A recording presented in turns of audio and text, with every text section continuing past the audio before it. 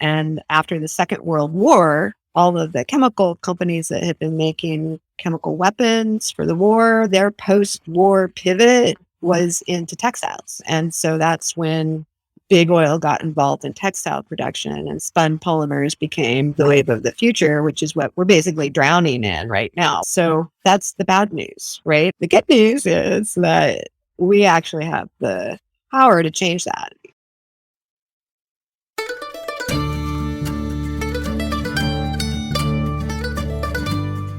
You're listening to the Good Dirt Podcast. This is a place where we dig into the nitty-gritty of sustainable living through food, fashion, and lifestyle. And we're your hosts, Mary and Emma Kingsley, the mother and daughter founder team of Lady Farmer.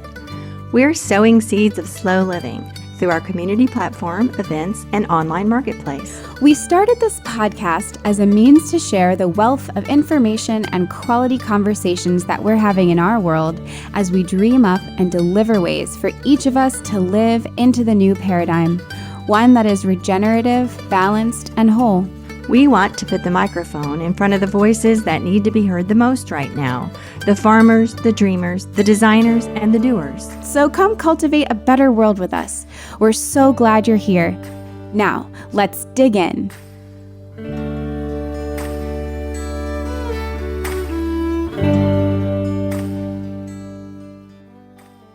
Hello, everyone, and welcome to another Friday, another episode of the Good Dirt Podcast. Yes, it's a warm and breezy night here at the farm.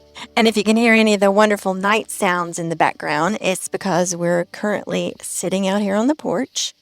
I just love all the summer insect sounds. I find it so nostalgic. When I was growing up in the 60s, we played outside every night until dark. We played kick the can and ran around the yards and the grass and hid under bushes, and it was really fun. I have similar memories. Growing up in the 90s in the suburbs. I do remember being just always dreading the call, the dinner. There wasn't like a dinner bell, but you would call out for dinner to come inside, or someone's mom would, and it was end all the fun. Yeah. Do you remember, though, how all those kids kind of lived in the same area, and sometimes 2 or 3 kids would just come and sleep over? Yeah. Just because it was so close, and it was fun. It was really fun. Yeah, and we'd wake up the next morning, have pancakes, and yeah, so sweet. So yeah, summer nights, they're the best. But getting into today's episode, which is really fun, I'm really excited to introduce it. Some of you Good Dirt listeners might recognize Heidi Barr as a past guest on this podcast. And the other guest today is Emma DeLong. This was the first time I met her, was this interview. And really, the Pennsylvania Flax Project is just such a dream come true for us because, as you might know if you're a listener, my mom and I started Lady Farmer with the idea of creating a line of sustainable clothing. And our idea was domestically grown linen. And we tell the story in this interview, but I won't ruin it now. I'll just say that was not a possibility 6 years ago. Yeah. So today's guests are both the creators of the Pennsylvania Flax Project. Some of you might remember our conversation with Heidi earlier about her company, Kitchen Garden Textiles. And today she's joined by Emma DeLong, who is her partner in the Pennsylvania Flax Project. Emma DeLong also runs Knee High Farm. That's of note. Yes. And she is a lady farmer. Totally. So their story as a team begins on March 12th, 2020, when the two met to have a conversation about a natural dye project using Heidi's linen textiles and the indigo that Emma was growing on her farm. And their chat quickly turned into an enthusiastic musing about the possibilities of Pennsylvania-grown linen, and the Pennsylvania Flax Project began. And y'all, this is super exciting because, Mom, you were so excited about getting some flax to grow, and you just showed me the other day on a little walk about the garden. It's out there. Yes. So you will also hear in this episode about their square yard project, which I have been participating in this summer. I was just out there today checking on my flax, and you're going to hear about that as well. So we'll stop beating around the bush and let you guys just listen. This is such a special one, and we can't wait to introduce you to the Pennsylvania Flax Project. And so here's Heidi and Emma.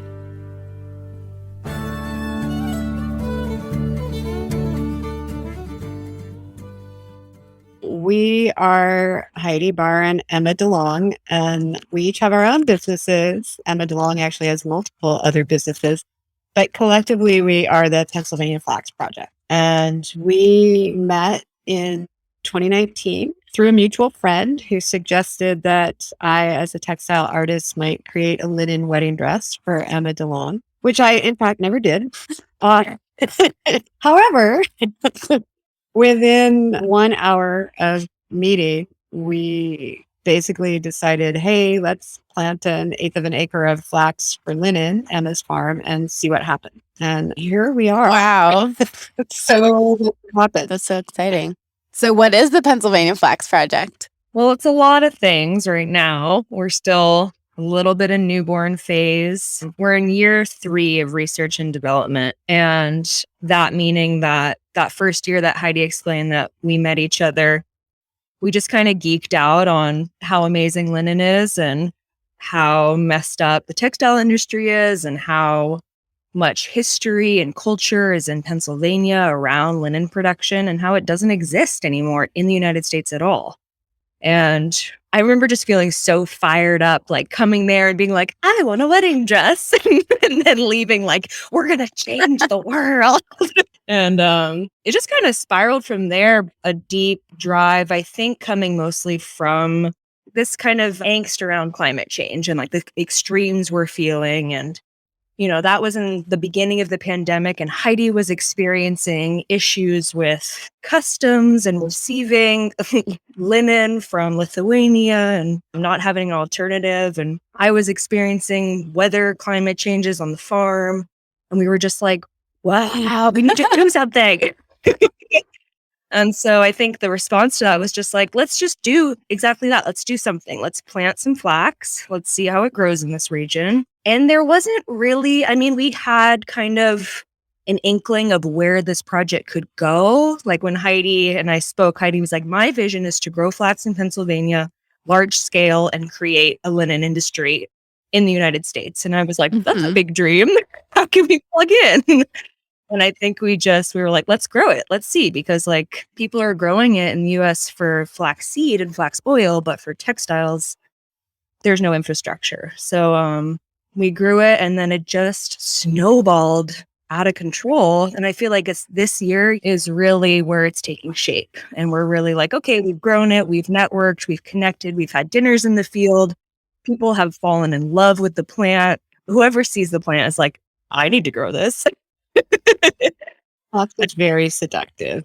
Yeah, I think like for us, like that big dream was really to see this big problem, the huge problem of textiles and synthetic textiles, and it's a big one, but also to see that there is a solution, right? We were like, oh, we don't have to invent something new. We just have to bring the resources to bear to bring this industry, in fact, back to where we live, right? And that, aside from the millions of dollars it's going to take, is achievable, right? And so then when you start to go, I love what Emma always says about that, the money of it. She says, it's only a number.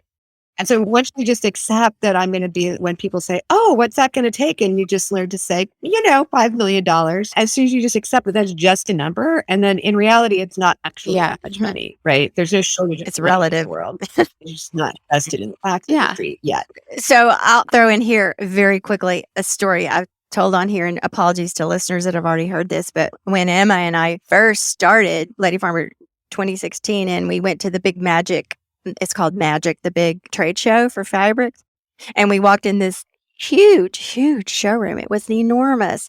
And we said, okay, where's the American-made linen? That's what we want. That's what we didn't know. And there's not any. And we're like, oh. It was fascinating. The people's faces like that never occurred to them. Yeah. I don't know if that if we talked to a few people who are like, I'm not sure. And then finally we got to someone who was like, oh, honeys. Yes. No. And we were like, what? We're like the naivest of the naive. Yeah.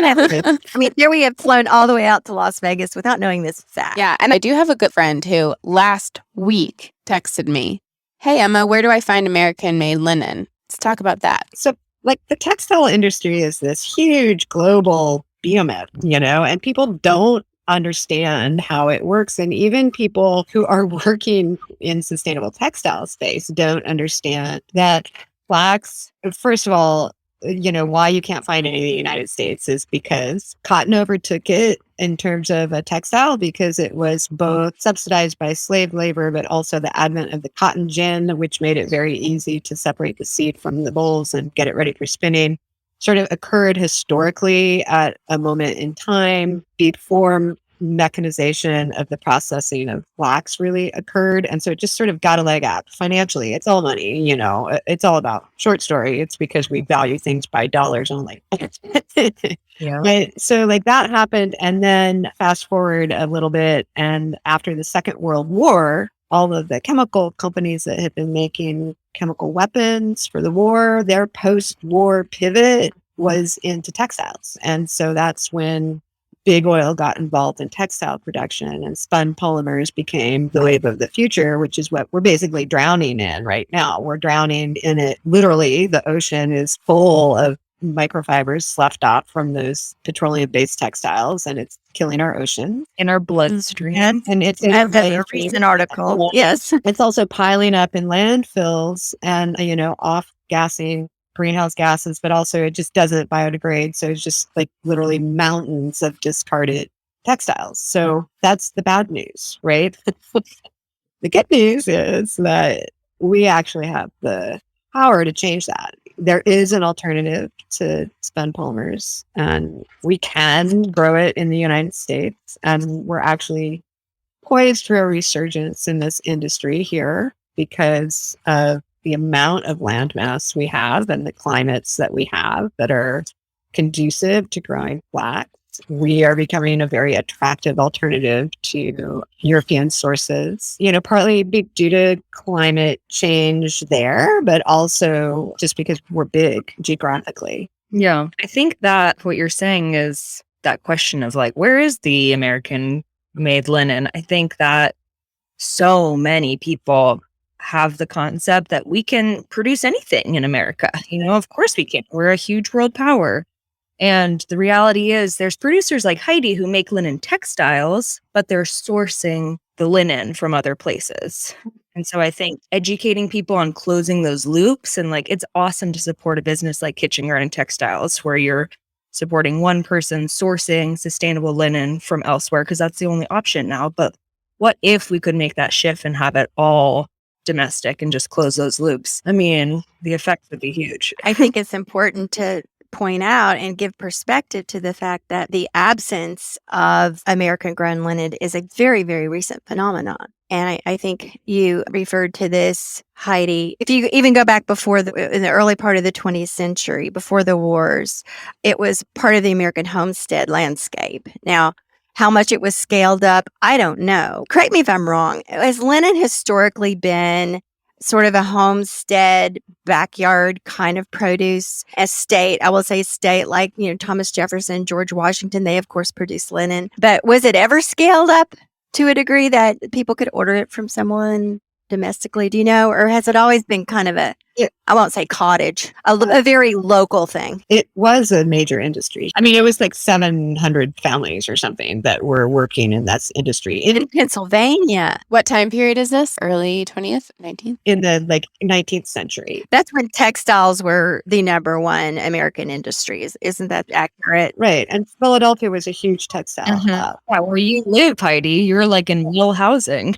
Yeah, I live in Mhm. housing in Philadelphia right now. Like I live in Manioc, which was where most of the textile mills were, right along the river. In fact, I visited the Wick Estate, which is in Germantown, and I asked if flax was one of the crops originally grown there. And I said, how big was this estate? And I think they said it was like 500 acres or something. And they said it went from here to the river. And I went, oh, it encompassed my house, right? And so, which is amazing to think about. But like 4 of the original 13 colonizing families in Germantown, Pennsylvania were in fact in the linen trade, and they made fabric. I mean, that was their work. They grew and created linen. You're right, Mary. It was definitely a really important part of the homestead in that when people were basically subsistence farming, right? it was an important crop. Every family would grow somewhere between a half of an acre and 4 acres for their own personal use for sorts of clothing like undergarments, kitchen textiles, bedding, things that are really appropriate for linen because of its antibacterial and antimicrobial properties, making it a great fabric for those things. And then even to the extent that like if a woman was widowed, she would lose her land, but she was granted a half an acre so that she could grow her flax. So she would have clothes. But it was also part of the early textile industry here in a significant way. Yeah, the Germantown seal has a flax flower seed. It's very much incorporated in specifically Germantown. So how about at that point in time too, when the industry was pretty well established, what was that infrastructure like? Did they have, I mean, we know us four here talking know the labor intensive production process from plant to fiber. So are there, I guess, and that's kind of what you guys are working on, you know, you sort of have to do it all by hand to figure out how it works. But were there the machines and the infrastructure at that point to do it on a large scale? It's tricky because it's like a long time ago, but what was that like? I mean, I can only imagine, you wouldn't probably know better, Heidi, but in terms of the scale that Heidi and I are looking towards, which is like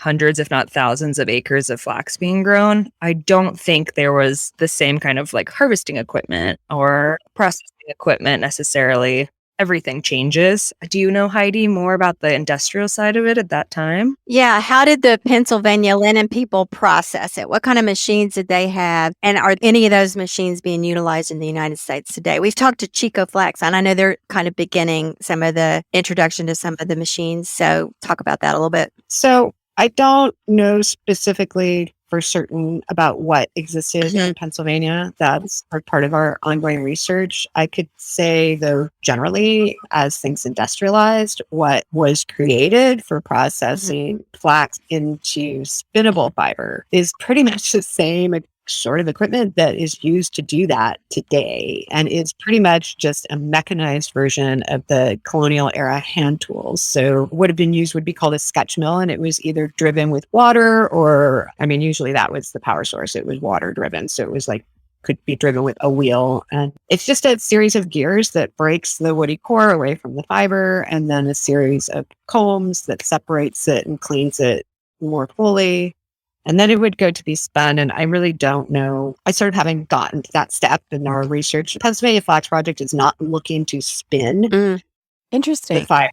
We're looking at a raw materials mill that would take it from seed to what's called sketched fiber, which would be ready to spin. We'll let somebody else deal with the wet. And what is that something like? Are you just like we'll cross that bridge? Yeah, as of now, it's exporting to either Europe or another country that has that capacity. It's just a sort of a matter of going from like, we're going to make linen to we actually want to be able to accomplish. Yeah, we can understand this. But it's really hard to understand for someone who hasn't actually gone through the process or understands like how many steps it is to produce these things. And so just on a very basic level, it's like, well, they're doing this in Lithuania, so why can't we just do what they do and build a factory here? What do you say to that? Well, we can. Yeah, that's our but we need millions of dollars. Heidi and Emma need to do their part, get that going, and then. So let's just get back up a little bit and talk about that. Yes. First of all, flax is linen, and linen is flax. You grow the crop, and in some ways, this is the easy part because it's pretty darn easy to grow. It's like a 100-day crop. It can fit nicely into a rotation on a diversified farm. It can replace other commodity crops that are high input. So you grow it out, you harvest it, not so easy. It has to be pulled up by the root. It has a short root, so that might sound easy, but doing it by hand, it's like pulling up blades of grass. It's incredibly difficult. And so you need harvesting equipment. It's specifically for flax. It has like little pines on the front. It grabs it, pulls it up, and lays it back down on the field for the next step, which is called retting, which is a process of letting the moisture from either rain or dew and the enzymes in the soils break down the pectins and lignins in the plant to separate the woody core from the fiber, which is going to be spun into yarns. So you let it ret, and then you take that retted flax straw. This is where you take it to the mill. You take it to what's called a sketch mill, where you break it, you sketch it, and you hackle it. And that's then you end up with what's called sketched fiber. sketch long line fiber. You also end up with some byproducts, all of which have value. And that is ready to be spun into yarn that can be woven into linen. So we can do that here. In order to do that here, there's no equipment existing in the United States. And I feel like I could say that like pretty confidently. Like we've talked to people across the country who are on the same path. And the only thing that anybody's found that's like still some sort of serviceable equipment is Fiber Revolution out in Oregon liberated a harvester from a museum, and they're having it refurbished, and they'll be harvesting with it hopefully this year. But there's no mill equipment. And this is the harvester that you just described that's specifically for pulling up these blades of grass flax plants. Okay. Yep. So you guys don't have that yet. You don't have harvester? We don't have any mechanized equipment. We don't even have the seed to grow it on scale. Yeah. Like we're back at step one. We're back on revitalize the seed variety, grow it out for seed so that it's economically viable to grow at scale. So tell us about the Pennsylvania Flax Project that you've begun this year and how that got started and how it's going. Well, it started 2 years ago when we planted the flax at Knee-High Farm, my farm. Well, we decided to plant an 1/8 acre just because that's how much land I was like, hey, I have an 1/8 of an acre I'm not using for veggies. Like, let's grow it. And then we felt like growing it was an amazing education opportunity for people to learn about this plant. So we coordinated different events, like a weeding event. And Heidi made flax-inspired cocktails. And we had a picnic event. And we hosted a dinner. And so we invited people to be like, this is the plant, touch it, experience it. And we talked what we're talking about on this podcast about how linen is made from flax in the fiber industry. So the word started to get spread. Year 2, it was a little more of the same, except for we expanded into inviting other growers in to join us and grow their own plot of flax. So we had 4 or 6 collaborators in the Philadelphia area and New Jersey. And we just kind of shared experiences. And there was a hurricane midsummer, so we shared that experience. And we had another dinner. So we just kind of grew this. And meanwhile, we're making connections with Fiber Evolution in Oregon and reaching out to other people, Chico Flax, other people involved in this journey. And then this year, that idea of having other growers participate in this journey, we've expanded it to 60 participants. Mary, you being one of them. And that's called the Square Yard Project. Heidi, do you want to talk a little bit? That's your beautiful brainchild. My very large brainchild. The Square Yard Project is both a sort of seed trial research project as well as a community art and education project.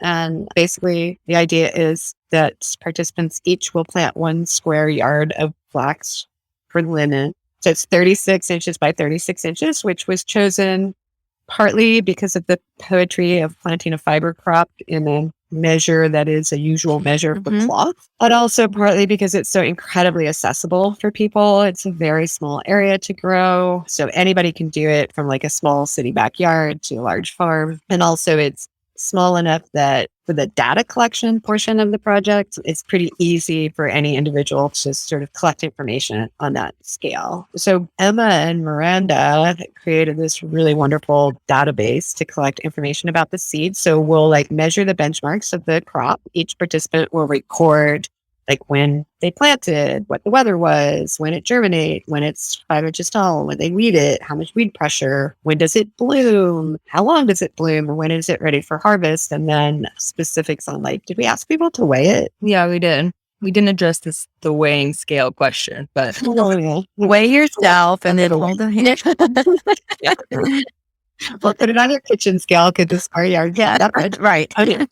And that way we can collect a lot of data about how this seed variety performs in a large number of microclimates in our region. And that will sort of feed into our knowledge for scaling this project next year. It's really R&D. You're really just observing. Yeah, we seem to be a little bit like the cart is turning over the horse.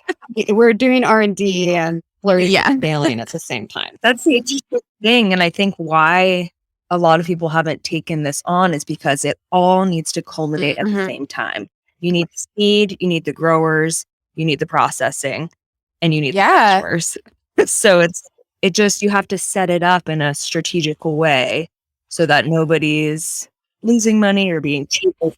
Oh, interesting. You mean it's like in a business, like upfront capital? Weird. Like, why is this so hard? Yeah. I mean, I think partly our government, we talk to people in different countries and our government doesn't see value in it because I don't know why. I'm like, there's monetary value. So why is because the system in place does just fine on all the linen from Northern Europe. Well, and all the cotton and all the chemical, the chemical companies are doing just fine selling all the pesticides. People are happy making their money. And that brings up a question I have. In the linen, the flax growing industry in Northern Europe and those places, is there a heavy use of chemicals? I mean, it doesn't really compare with the chemical and pesticide use in cotton growing, does it? No, not even close. It doesn't require a lot of inputs. Even like commodity food crops like corn and soy, it doesn't need those same levels of nitrogen or pest control or any of that. That's another reason it's probably not encouraged on a big scale because, those companies want their farmers to have to buy all this stuff to have good crops. And so it's really not encouraged to grow things that don't take a lot of these synthetic input. And it's not subsidized by our government. Like a lot of the crops that we grow don't make money. Like farmers operate at a loss, but the government pays them. Yes, there's way too much corn. Right. I was going to say earlier, like linen doesn't have a very strong lobbying group in DC, right? Whereas petrochemical juice. It's so fascinating. Although it's funny because I met Angela from Fiber Revolution. I went to DC to meet her a couple weeks ago, and she was there with a group of organic producers basically lobbying for organics. Cool. So it's growing. That lobbying group is growing, which is good. Like that's part of what we need to do. We need to put pressure on our government. Yeah, and there's money there too. Like, we're looking at grants right now through USDA. There's billions of dollars for climate solution, alternatives. And it's just the money is there. Yeah, it seems like it just hasn't clicked for government or the powers that be yet. This soil mitigation and the health of the soil is a real viable solution. And correct me if I'm wrong, I'm operating under the understanding that growing more crops like flax with the minimal inputs can really help heal the soil and improve the health of the soil. Is that correct? In the right way. Yeah, absolutely. I mean, the carbon sequestration is such a hot topic right now. A ton of people are excited and hot on hemp because of that potential, but there's so many issues that we've come across with hemp also. One of them literally being hot, like THC. Yeah. So this, flax is an incredible alternative to hemp. I mean, hemp's amazing fiber as well, but flax, you don't have to jump through all those hoops. I do think hemp is good. However, as a textile, flax is much more versatile. Well, hemp has to be blended with something. You can't just make clothes out of straight hemp. Yeah, you really can't. I mean, it's good. It's great for rope. It's great for sails. It's great for upholstery, right? It's good for very heavy duty things. The old seat sacks were often made out of hemp. It would probably make an awesome apron, but flax is much more versatile. You can do everything from fine lace to upholstery. Going back just a little bit, I want to ask the question, and I honestly don't know this. Has flax been demonstrated to help with carbon sequestration? And if not, could we say that it helps with carbon sequestration in that it does not take the chemical inputs that we know contribute to carbon escape? Does that make sense? Partly, yes. I think in terms of the carbon sequestration, yes, because it is growing the flax and, it's a 30 to 36 inch plant. So that amount of plant material is drawing carbon from the atmosphere into the soil, which then it's an interesting plant because you pull it up and you make it into textiles. So it is capturing that. You're not chopping it off and then it's all being released again into the atmosphere, Yeah. So I think it does have huge potential. Pasture grasses and other perennial pastures, those are the huge carbon sequestration plants because ruminants would go and plants would grow up and they'd be eating them and digesting them in their body. The issue then is emissions with animals, which on a grass pastured level is not a huge issue. It's more like a CAFO situation where that's a problem. But with the textile industry, the processing of flax is so minimal. There's not a lot of harmful outputs. In the piece of the process that we are working to establish, there are no chemicals used and no water used in the processing. So to take the plant from field to spinnable fiber, it requires electricity, which could be solar. The spinning of it requires water. I don't know how much, but it's wet spun. And then like further processing of fabrics, like the spinning requires some water in this case, the weaving, no, but it does require humidity control to weave it. There's that. And then in terms of finishings, like then you get into like a whole nother thing. There's a reason why buying like unbleached, undyed, natural, untreated, not smooth and shiny. Like there's a reason why those fabrics are the most ecologically friendly. Like all of the finishings of fabric pretty much use chemicals.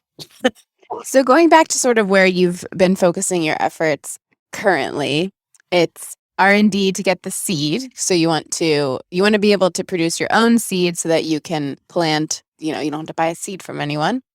And then you want to get it to the point where all the way up to the spinning. So in this little phase, you've talked a lot about cart before the horse, but what is like the biggest, I know it's so multi-layered, but what's going to be like biggest challenge in getting you where you want to go?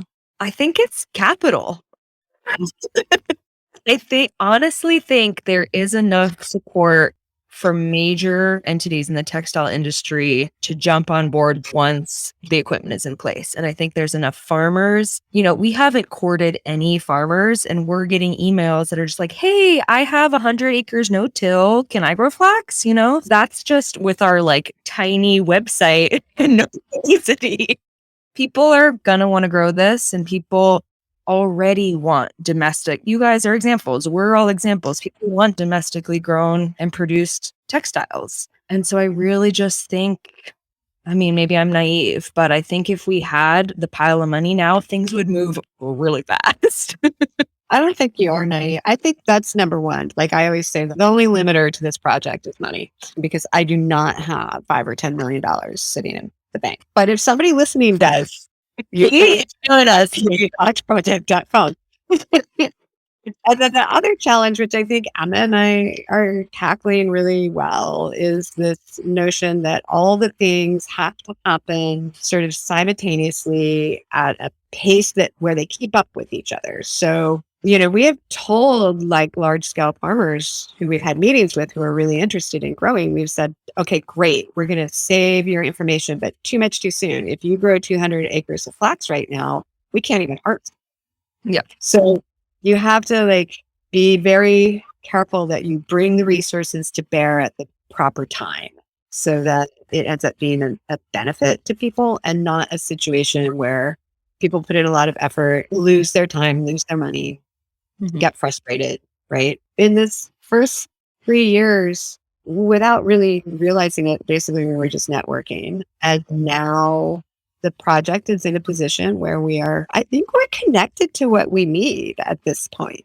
I think so too. Yeah. With the exception of the capital. And I think that we're getting closer to that. Like we know farmers, we know we have potential seed sources for regionalizing a variety. We have potential partners to work with to do that. We have potential customers for sketched fiber at volume.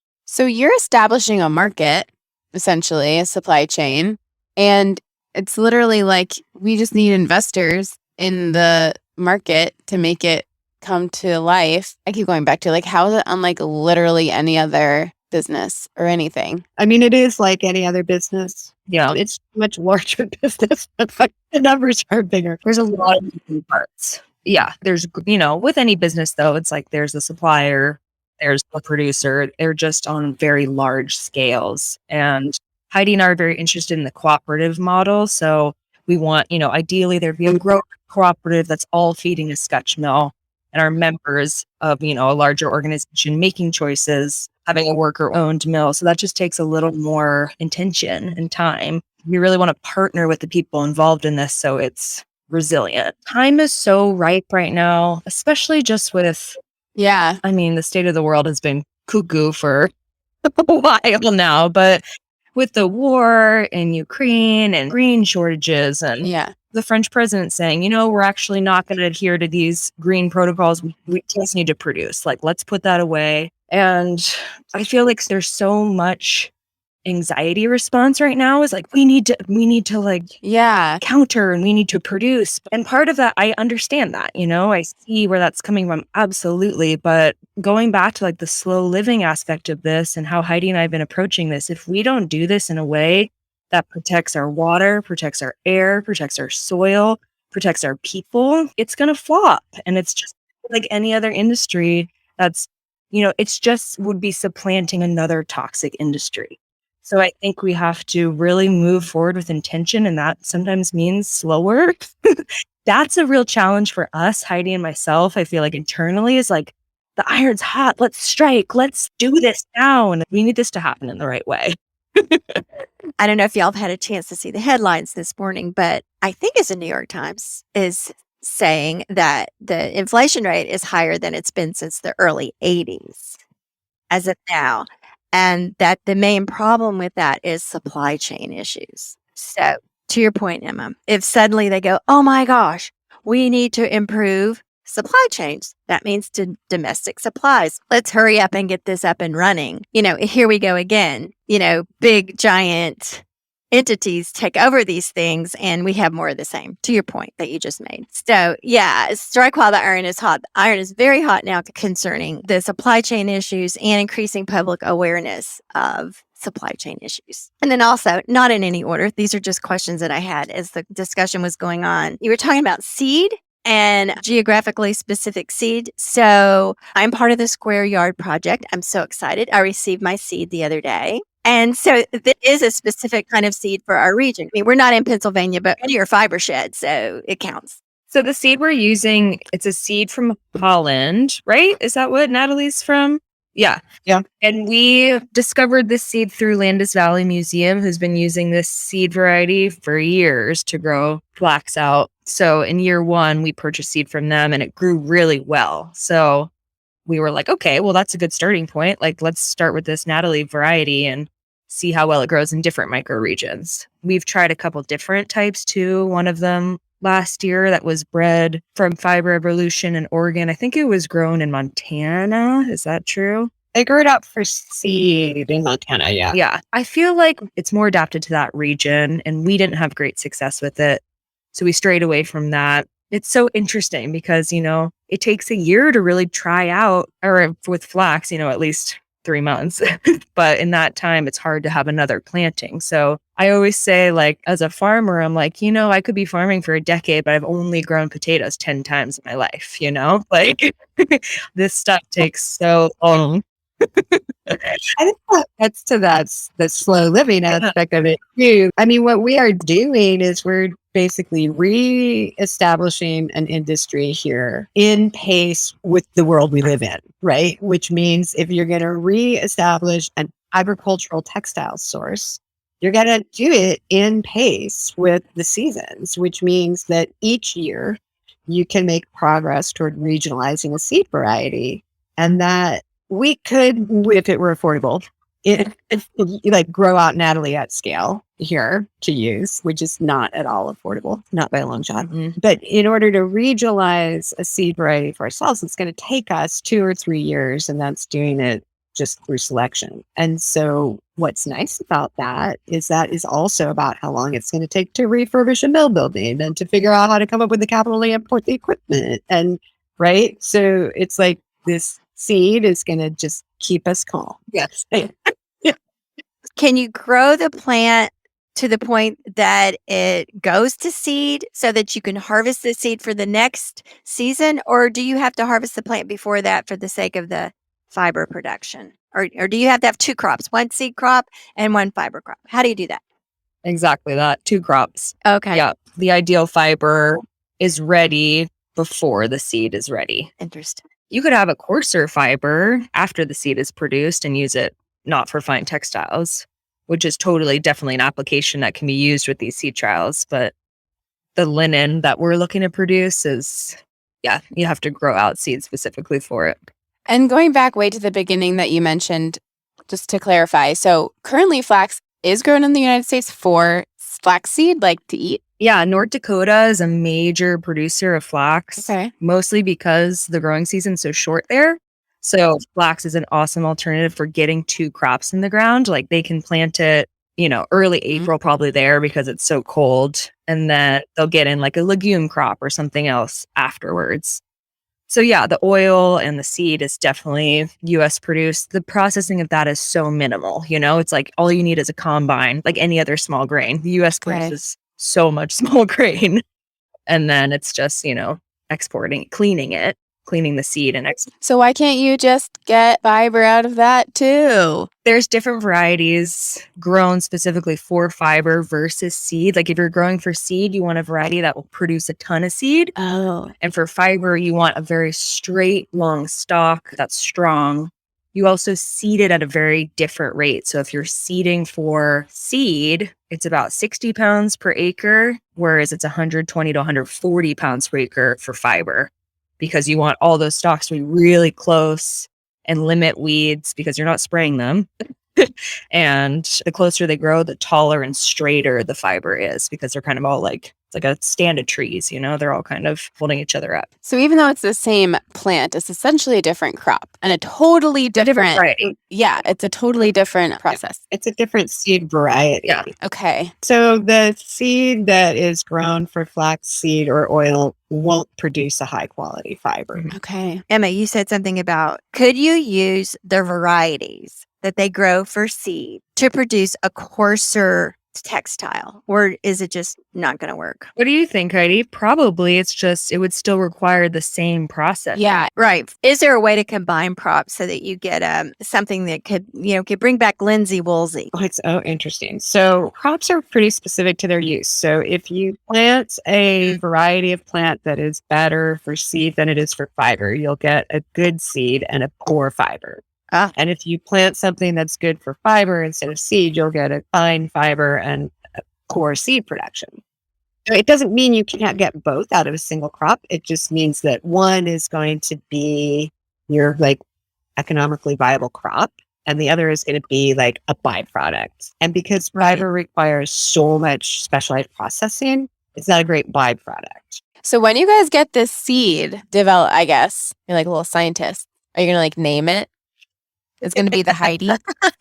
The Barr DeLong, or the DeLong Barr. It's exciting this year that like so many people are helping us develop this seed. So Mary, you're one of like everybody in part of the Square Yard Project. John and it's called it Citizen Scientists. You are our Citizen Scientist Brigade this year. Yeah, exciting. It's like crowdfunding. It's It is, crowd yeah. research. It's cool. I was going to interject another element into the experiment, and this is not something for everybody, but an experiment I'm doing in my garden this year is I'm trying as much as I can to plant by the signs of the moon. And I know it sounds really weird, but this is a tradition that was all over Appalachia where I grew up, and I was surrounded by it, and the old timers swore by it. And of course, as a young person, I thought it was silly and wouldn't pay any attention to it. And now hardly anybody knows how to do it anymore. So I am scouring for resources and people who remember, people who did it. It's really, there's kind of a generation separating us from when it was widely practiced. And so I'm implementing this in my garden this year. And I've sorted it in halfway in other years, but this year I'm making more of an effort to really be, okay, I'm going to plant that flax on a day when the sign is favorable for not only planting above ground crops, but planting a flower. Now I say a flower because there's days that are favorable for planting above ground vegetables or fruits or flowers, and they're not all the same day. The Rudolf Steiner, the biodynamic calendar, right? Well, it's related, but this is more of I don't know where it comes from, but they certainly incorporate some of that. So anyway, to my knowledge, there's no recommendation for planting a fiber plant. So I'm going to go by the flower. I can go by the stalk. I'll have to go into that. There might be one that's best for strong stalks. I'm just thinking of the other biodynamic calendar. There's like root, stalk, fruit, flower, seed. Yeah. Tell us how it goes. That first crop we planted without any planting at all, we planted it on a new moon. But yeah, Mm. good. which is like the time to start things, Yeah. which I just thought was kind of fortuitous. We accidentally threw flax in the ground on a new moon. And what happened? Oh, I love it. That's cool. Well, look, we're here now. It was awesome. Yeah. We still have flax Yeah. straw in my barn that's being chewed apart by mice. And that's another good thing is that you can keep it for a while as long as Yeah. it's properly dried. Yeah, that's really interesting because part of the back to the hemp discussion, that's a huge problem in the hemp process is that it goes bad really quickly and it's just really hard to get all of the pieces in place for that to make any sense. Or I don't know that it necessarily goes bad if it's dried properly, but the problem has been that the growers don't have the facilities to dry it and store it in a way that it will keep it. And they also don't have anywhere to take it, to your point, Heidi, earlier. Like, Because they don't have a processing. Yeah. Right. There's no market. Right. Exporting straw is not economically it doesn't make a whole lot of sense because you're Right. basically paying to ship air, right? You're paying for containers. So you're filling a container with straw. Even a compressed bale isn't worth it. Right. It's so much tonnage. Right. You need a sketch mill. Or in the case of hemp, you need a decorticator. And then you also have to be producing fiber of a quality that is marketable on the world market. Like we could throw flax in the ground. We could have grown out a couple hundred acres of flax. We could have figured out how to get a harvester, grown a bunch of acres of flax, harvested it, and tried to sell the straw. But regionalizing a seed variety so that you end up with a high quality fiber is a very important first step because then you have a marketable product. Yeah. Right. Yes. And that's what you need. yeah. So it's going to take a little time. We've seen a lot of low quality hemp that hasn't been retted properly and is being decorticated, and it turns into a byproduct. It turns basically into dust. So you can grow it, but Really? it's not just growing it out, it's retting it. I think the retting is really understated, but you can't extract a long line fiber unless it's properly retted, which takes some serious expertise. Yeah. That's Heidi's job. She's going to be the retting flax fairy. That's my retirement gig. I would like to be a flax fairy. Well, during our conversation with the Chico Flax folks, we talked a lot about retting and how, they live in a super dry climate and they're having to manufacture dew for the retting. And it's all very, very fascinating. They're putting out a really great effort. Yeah, they explain it in detail. We'll link that episode in the show notes. Another thing I wanted to say, just to bring the conversation full circle, is this whole journey with you, Emma, started out as you had an idea for a linen wedding dress. And Lady Farmer also has a dream of creating a linen wedding dress as an alternative to the crazy, overpriced, fast wedding fashion industry that's insane. And how cool, how marvelous and delicious and wonderful it would be to be able to offer beautiful, elegant, simple wedding dresses at a fraction of the cost from local fiber, low chemical input, the good dirt. We're talking about a good dirt wedding dress. It's Love. very It's feel exciting. like story behind it too. It's like there's this fiber that grew from this location where, maybe people are creating a union together and there's a ceremony around it. And it's just that's what when I sought out Heidi, I was like, I so badly want a connection and every aspect of my wedding to be meaningful. And the ceremonial garb, the wedding dress is such a big that. Yes. And that really came from, for me, an interest in natural dyeing and indigo specifically, and kind of the same concept, but on a smaller scale as the PA Flax Project of what if we converted cropland like tobacco in Lancaster and soy and corn to indigo production, kind of like Stony Creek Colors is doing in Tennessee, Cerebellos. That has a real market too. So the indigo and the cultural and ancestral spiritual side of that dyeing practice and that plant, this mystic plant, I kind of transitioned into fiber because I was like, this is something that could be meaningful on such a large scale climate-wise, we need it all. Let's do it all. Yeah. But this could make a really big change. Oh, it's such a vibrant idea. It really lights me up, what you were saying about the meaning and the connection behind the clothing of any kind of ceremony. Think about, baptism clothes or, Right. burial. I already have a friend who's like, you better hurry up because I'm not going to live forever and I need a shroud from you for my green burial. He wants a Pennsylvania linen shroud. Oh, I just think that's so beautiful. So I'm working on it's a big experiment, but some friends of Emma's are getting married next month and we're experimenting with dyeing the ties with comfrey. They thought that would be very special. So it's kind of a goldy green thing. And they want exactly what you're describing, just, something a little, has a little more meaning than just getting stuff from the Absolutely. wedding Yeah. somewhere out there. And that's Yeah. coming along. Maybe when you guys renew your vows at 10 years, Mm. it can happen. Yay. Yeah, what dress did you end up wearing? If Heidi didn't make it, couldn't get it together. I just bought a dress off the internet. Yeah. It was whatever. It looked good. Yeah. But my husband dyed his vest in marigold. So Aw. it's beautiful. Yeah. Cool. Oh, wow. So I got married in 1983 and I was already not going to go the route of the big floofy things that cost many thousands of dollars. And I found a little simple, it was probably, I don't know, cotton linen blend or something. This was 1983 before I had awareness really of any of this stuff. But I remember it cost me $70. And it was Gunny Sacks. I don't know if y'all remember that brand. And I still have it. It was just so beautiful and so perfect.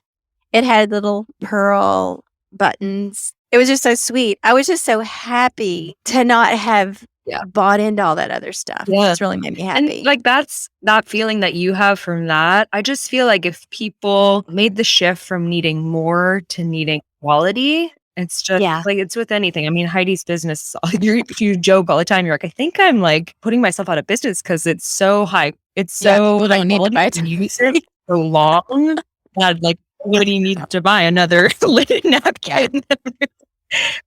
But that kind of mentality is okay, well, I could go to Target and get 5 shirts, or I could spend the same on one shirt and it mean a lot and be really potent in a different way and pass it on and then compost it when you're done. It's if we could just those shifts every aspect of our life, that's where the change comes from.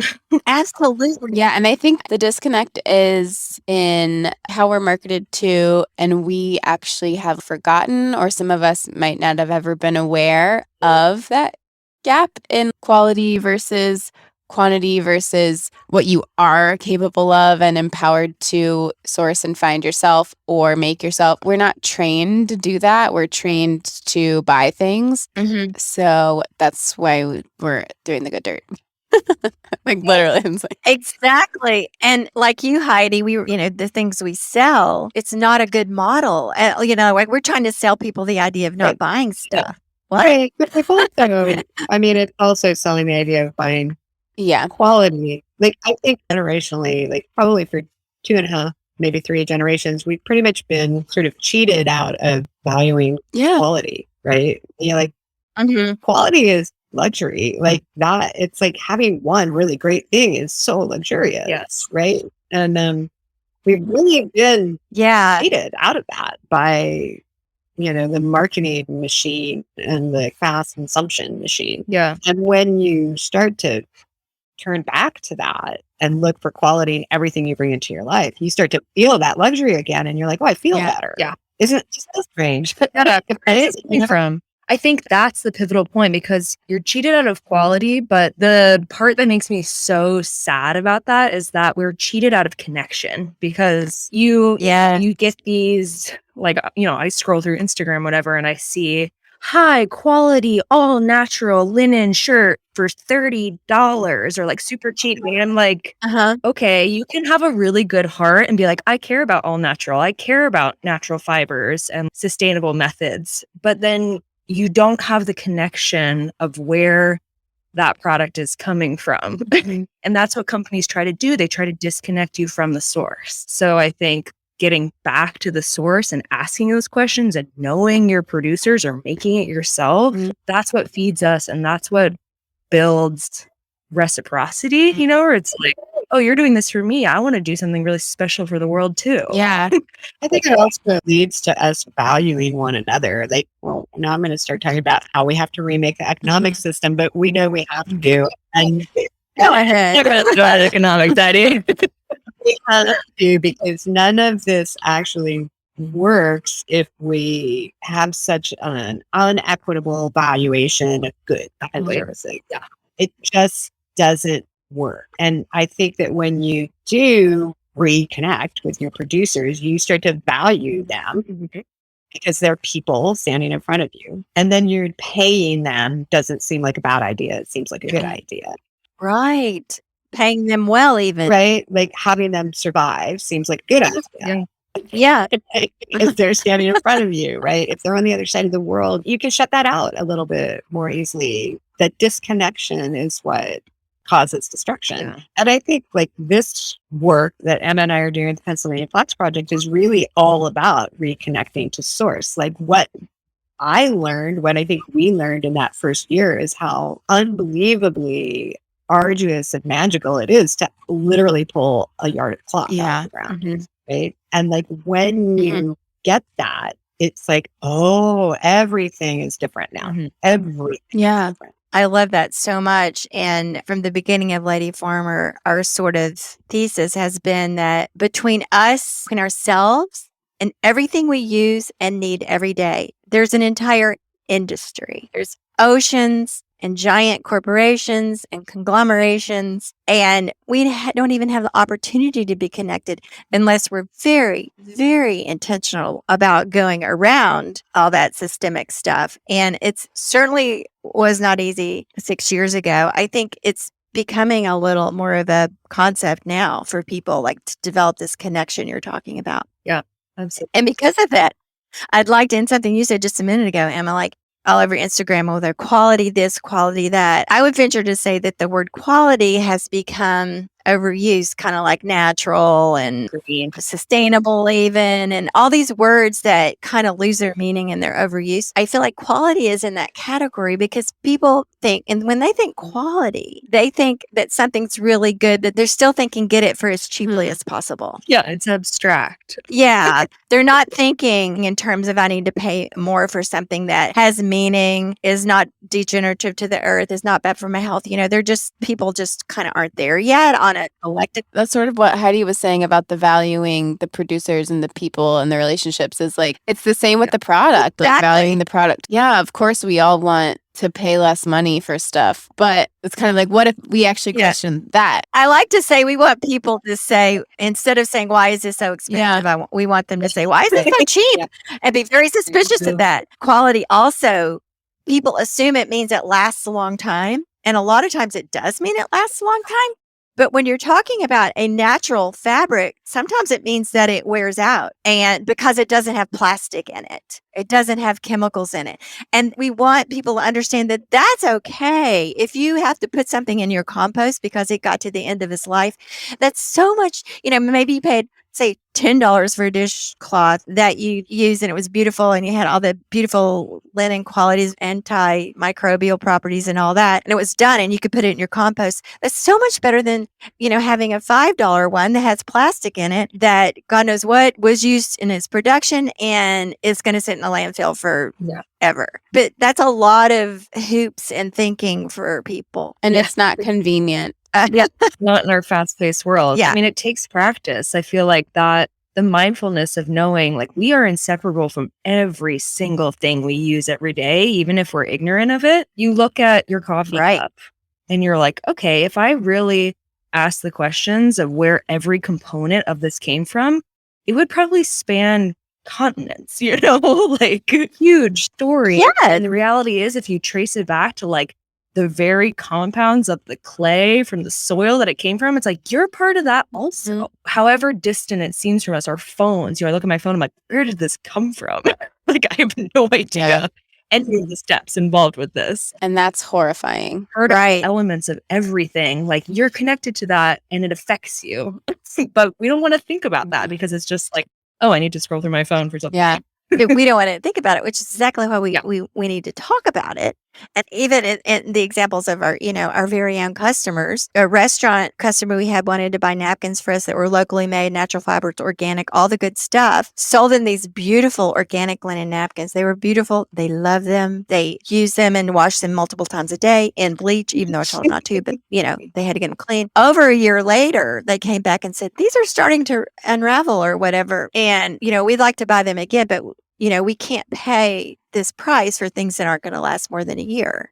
And I said, you can go on Amazon right now and get whatever you want for way cheaper than this, but it's not what you said you wanted a year ago. They're like, oh, Yeah, maybe not washing in bleach every day. this is just a huge learning curve in the whole thing for the consumer. It's interesting too, because that's you say you want people to say, why is it so cheap instead of why is it so expensive? And in that, what the story you were just telling, right? That they're saying, we can't pay this much for things that are only going to last a year. And really, we can't pay so little for things that are going to last forever. Yes, Heidi. I like that. Right. Woo, I love that. I wanted to circle back, and this will be a total non-sequitur at this point, but I found the document that I was looking for earlier that talks about manufacturing here. Yes. 1800s through the 1980s. So this is Hallie, who is working with us, volunteering with us, created this for our upcoming crowdsource funding campaign.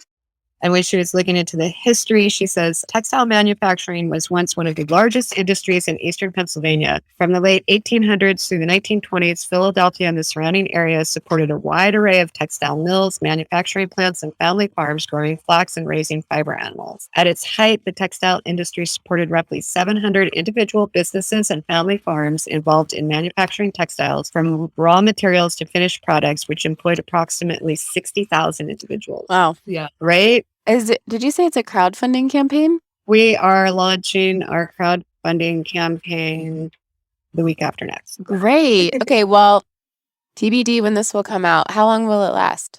Until we get a pilot. Okay, so it's sort of like open. We have an initial goal of $50,000 with a stretch goal to pay for that harvester. Cool. I think what's interesting about this conversation that we're having, and many of the conversations that we have on this podcast, is that it's not about feeling guilty for what you are doing or have not done yet, or like you're doing something wrong. It's not about buy the more expensive thing because it's better and guilt you into it.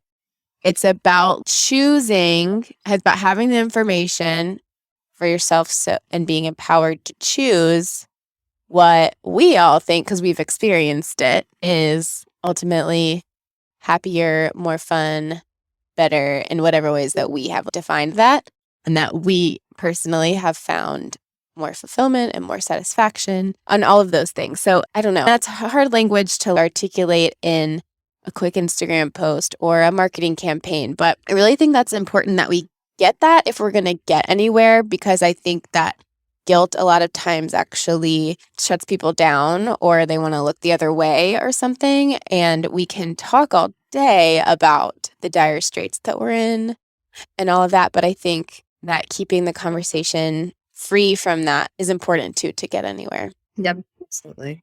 And I think what you're getting at, Emma, there, to just expand a little bit on what you're saying, is when you do start making these choices and experience what that feels like, it's almost like a little bit of healing, a little bit at a time. And we all know that when we feel anxiety and despair over what's happening to the earth, and, that really doesn't get us anywhere. That's just a bad feeling. But to take these actions, even though it doesn't maybe move the needle in a major way, for us, it just helps a little bit inside. And each time you do it, it helps a little more and a little more. And it sort of grows within you to where you are always making those choices, or as much as you possibly can, because that's what feels good and feels right. Yeah. And I would argue that it may seem, and like literally, the needle may not be moving a huge amount with one little choice, but collectively, if we all are making this different mindset change, even if it's just like a mindset change, and then you make one physical change or something, you make one different purchase, that does matter. It has such huge effects. And I'm reminded by that every time I go to the farmer's market, because I'm like, whoa, if half of these people decided not to come out, I wouldn't be able to afford this, and this year. It's because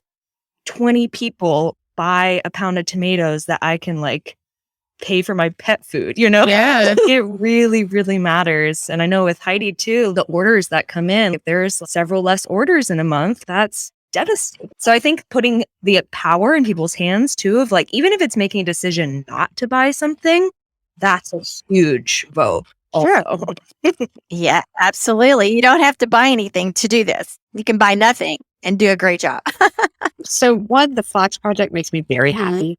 Like from the very beginning, it's made me very happy. Meeting Emma made me very happy. Going out to that farm and putting the seed on the ground was actually one of my happiest memories. It was very joyful. And the project, even when it's hard and we're mired down in like, how are you going to find an hour to work on our business plan? It still is a very celebratory project. And people that participate with us get that too. And I think that's part of this whole having the information to make decisions that are going to have a positive impact. It makes you happy.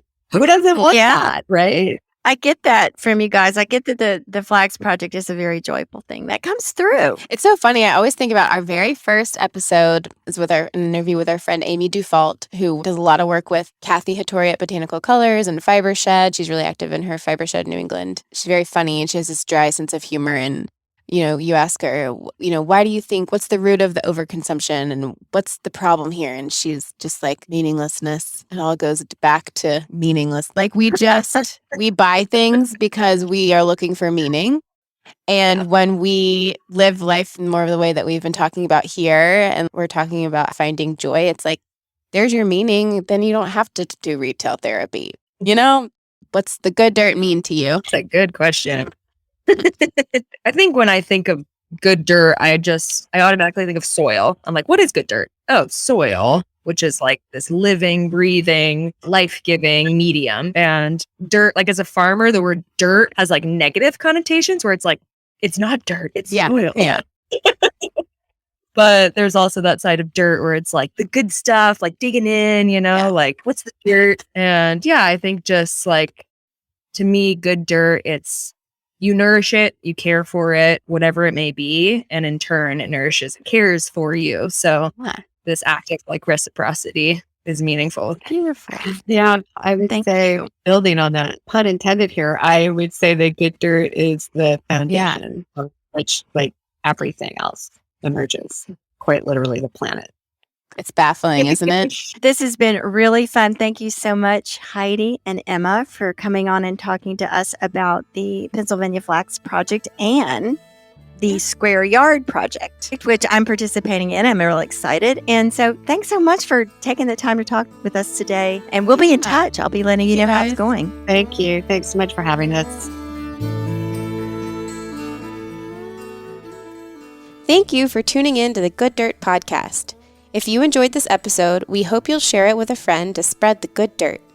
This show is produced by Lady Farmer, a slow living lifestyle community, and the original music is composed and performed by John Kingsley. For more from Lady Farmer, follow us on Instagram at WeAreLadyFarmer.